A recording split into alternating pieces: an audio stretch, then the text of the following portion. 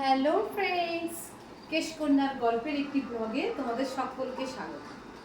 তো আজ আমি ভাবলাম যে চুলটাকে এখানে একটা ছোট্ট ক্লিপ দিয়েছি, দেখো এই ছোট্ট ক্লিপটা দিয়েছি।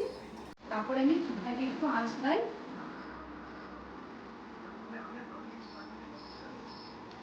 তারপরে দেখা যাক কি করা যায়।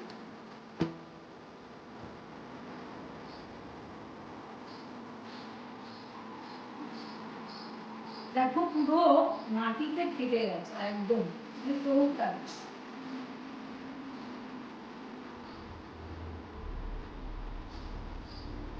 এত বড় লম্বা চুল আঁচড়ানোটা খুবই ডিফিকাল্ট, তবুও আমাকে প্রতিদিন এই কষ্টটা করতে হয়।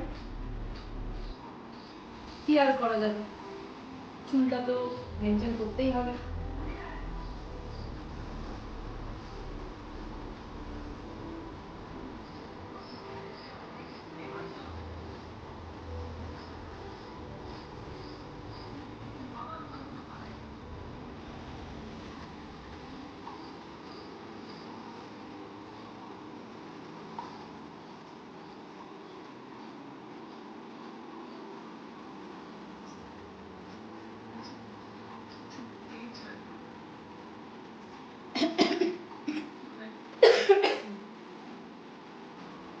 একটা জিনিস লক্ষ্য করছো, আমি একবারে না চিরুনি দিয়ে চুলটা আঁচাতে পারি না, কারণ আমি তো কোনো পার্লার এফেক্ট দিইনি আমার চুলে।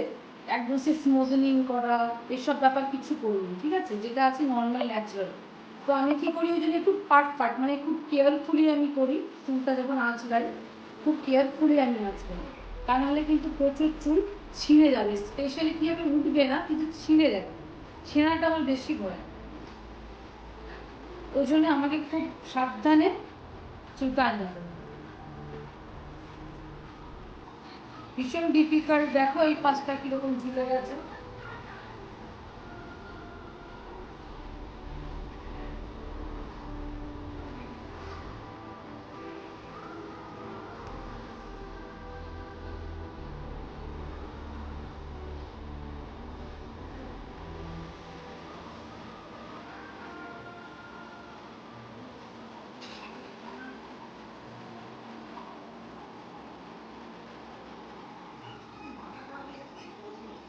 মোটামুটি কি হলো, মোটামুটি হচ্ছে। একদম সুন্দর স্মুথভাবে আঁকাতে পারিনি, তাহলে অনেকটা টাইম লাগবে। আমার ড্রেসের থেকে হেয়ার লেন্থ বেশি,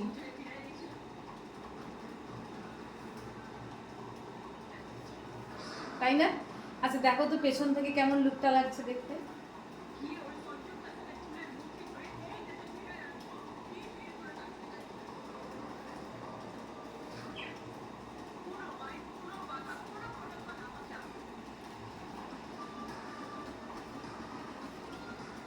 হেয়ার বাউন্স, হেয়ার চাম।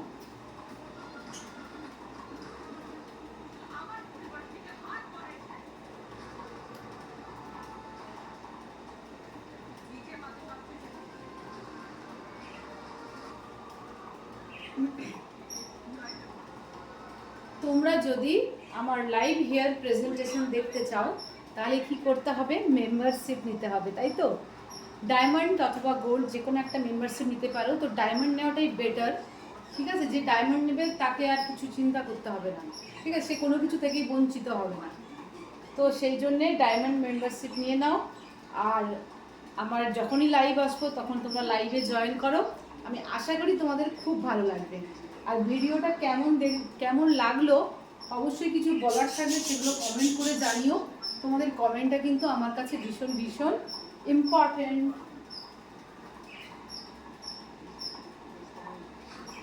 আজকের মতন এইটুকুই, দেখা হবে আবার পরের ভিডিওতে। টাটা।